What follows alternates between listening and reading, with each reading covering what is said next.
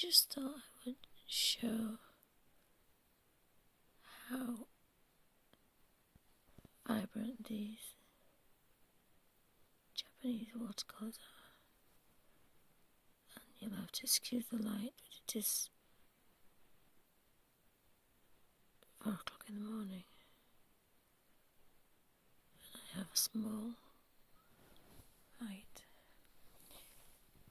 But I've made another, wetted the palette and made another layer of colour.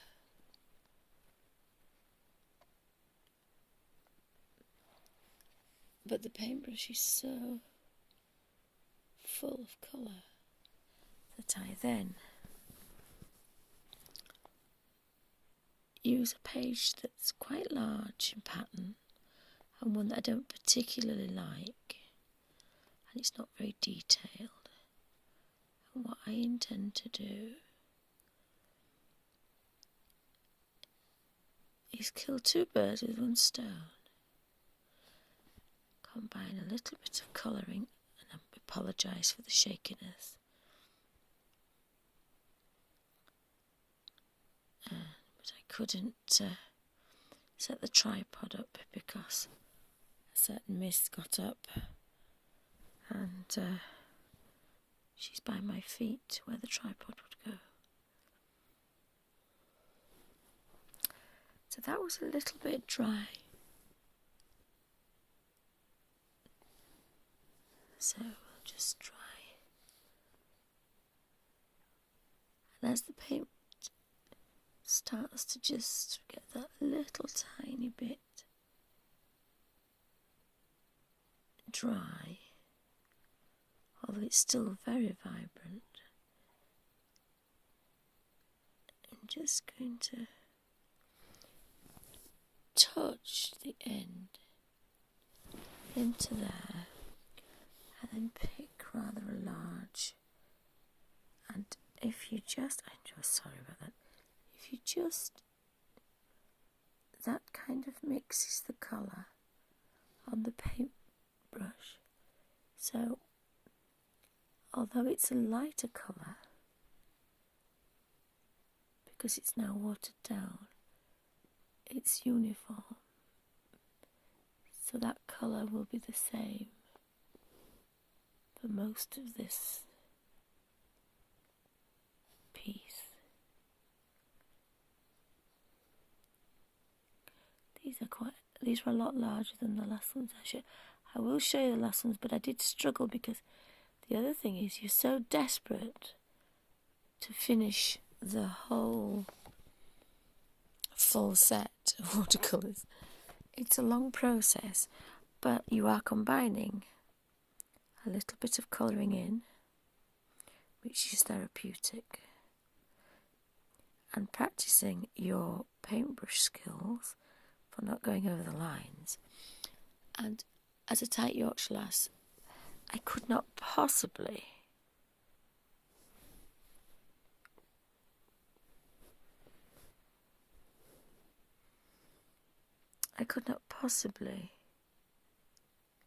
waste all this pigment. So these Gansai Tambi Japanese watercolours are very highly pigmented because they wouldn't be able to do this. I mean, I've done 1, 2, 3, 4, 5, and that's probably, it's so difficult to paint, talk and look through the camera at the same time. But being female, we'll give it a go, especially at 4 o'clock in the morning.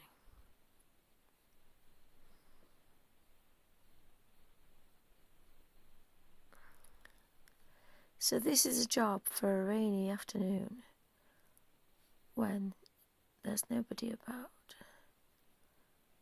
and you can put the radio on, or I listen to a play. That's quite nice sometimes. So I had intended, so as long as you can just as Granville used to say, jiggle it a bit, you can then get a uniform colour. And I found, through trial and error, that the pigment, because I don't normally use watercolours, especially the swatches, like this, but a proper watercolourist will use the whole of the paintbrush, so the colour is right to the tip. From the tip is right to the top of the paintbrush. So what I actually did was, the first time I did this, it took me several pages of designs just by putting one colour into my little book of each of the watercolours, because the colours are so pigmented that there's still quite a lot. If I'm just touching a smudging, because don't want it too wet, especially not in a book.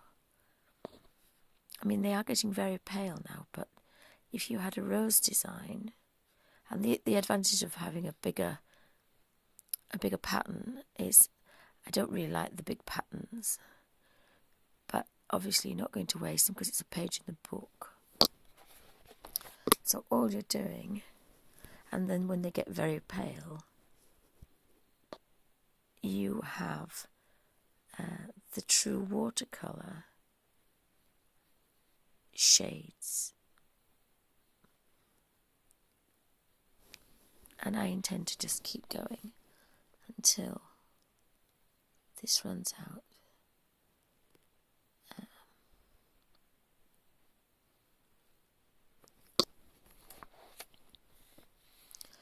And because I'm not particular about this rose pattern or flower pattern, I can still use this colour that's in the paintbrush that would go into the water. And I will tell you that I did the full set of these Tansy watercolours. And if anybody tells you that they are pigmented, the minute you touch the water, there's so much colour. Until you do this, you don't realise how much paint you actually waste. So I'm just trying to be as random as possible, because I am actually doing a job. I am filling my little book with another layer, because what I intend to do is to show, which I didn't realise at the time, I always thought they would be muted, but I did have a play with a brush straight out of the palette and then straight off my colour swatches, and there isn't much difference. I'm going to try this bigger one now because we are getting very pale, but as I say, as a tight Yorkshire lass, and as I said, this is my way of doing a job, but practicing not going over the lines. Oops, says she. And I cannot think of this watercolour. And the other thing is, you do learn about not adding white, because you don't need to add white to get all these pinks from that red, and that is a vibrant red. I'm still having the most beautiful shades of pink. As I say, I'm trying to be as random as possible, but I seem to be picking the same one.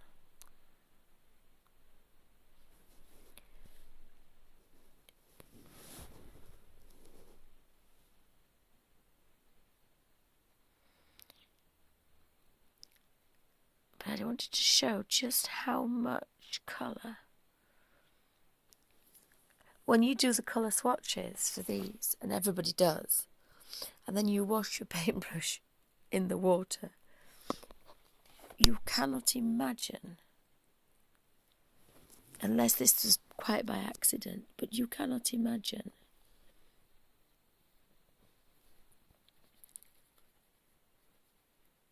how much pigment you are throwing away. And, you know, that's... I mean, this is not a very pretty page in my pound shop book of colours, but some of them I do like. But the more intricate, this is a way of just... see, there's still so much colour in the elbow. I think it's called the elbow of the paintbrush.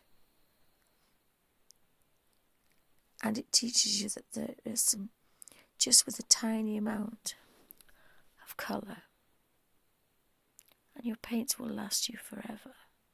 Well, probably not forever, but they will last you a long time. And I do like to get my money's worth. You see, there's still so much colour. And the paintbrush is almost like a marker. And I always went off marker pens because they always leave lines, and that's why I love this kind of watercolour when you're colouring in, because you can get rid of your lines and you can go darker if you want. And the added thing is there's no pressure. I have arthritis, and I have to say that this is so easy. The colour glides off the paintbrush. And for people with arthritis, they will tell you that holding pens and scribbling with pencils, as much as we love it,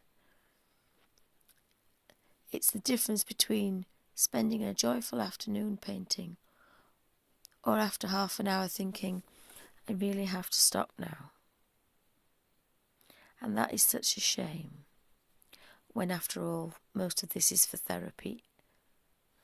Anyway, even every hobby is for therapy. Because we do it because we enjoy it, and it chills us out. And I've still got a smidging more in there that I am going to... This is why you need a large pattern. I'm not damaging the paintbrush, just easing that colour out and then spreading it about.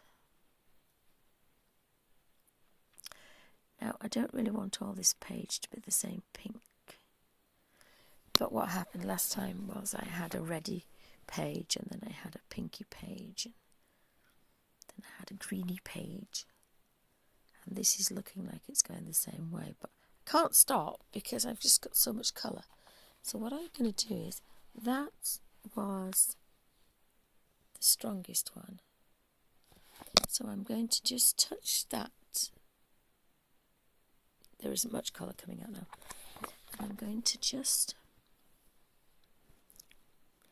I'm sorry about the light, but just show you that you would think that you'd had a red and a pink. Now, it is very, very, very pale now. But when that dries, that is not going to look wishy-washy.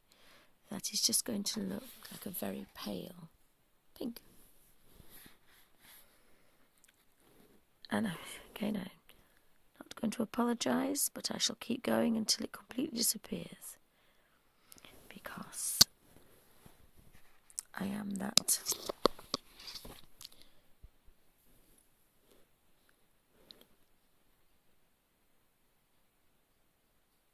tight Yorkshire girl. And the other advantage is, if you're lame, like I am, you don't have to keep... If I'd have put that paintbrush into there after I'd done that beautiful colour swatch, that whole paint pot would have had to have been changed, because it just would not have been able to hold. It wouldn't have been able to stand all that colour. And in order for me not to contaminate the colours, so I'm going to have to find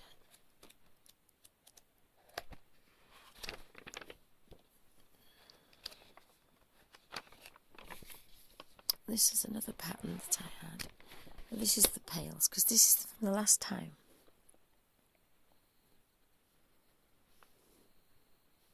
mean, they are very subtle colours, but then you can realise just how pale you can go. And because I don't particularly like the pattern, I'm being quite rough here. But I hate to waste pages just because I don't like them. And this is my first colouring book since I was a child. But for £1, I thought, well, I've been quite ill recently, and I haven't even been able to draw my flowers to colour in, which is what I normally do, and my own designs. So I decided that probably this was a good time. I'm not sure if I'm going to get the whole way round, but because we're getting quite thin now. But if I just do that, you can see that there's actually still quite a lot of colour in there. And that's what the murky backgrounds are. Because when that gets to be like that, I've been doing this. And there's still so much colour in there. I think, is it Jenny Belly as well, that actually it was her original idea together with, well, her second, it was the book idea. But it was Jenny Belly who puts these colours. If I do that, that water is almost clear. And my paintbrush just has very little on it. I could have probably done a little bit more. I mean, that's not brilliant, but I think it's Jenny Belly that scribbles all our paintbrushes all up, because there's so much paint left in your brush. So there was quite a lot in that, although that was a vibrant pink. So I managed to get all that and all that from taking very little from my Gansai watercolour. All I did was just wet it a couple of times. Then I put one more dollop of water in to make a nice puddle. Then I scooped the puddle up and I dabbed it. I did take some stills of it. And then that gives those puddled. So there is quite a lot of pigment on there.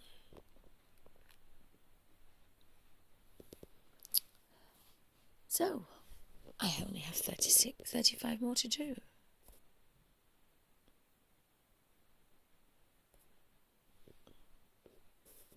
I hope this was interesting, and I hope it showed you just how easy it is to put these beautiful watercolours into a little book and make them portable, because as much as we love these, I hate taking them out because I tend to drop things quite a lot. So I hope you enjoyed my third little video about my little fantastic book of watercolours. Thank you for watching.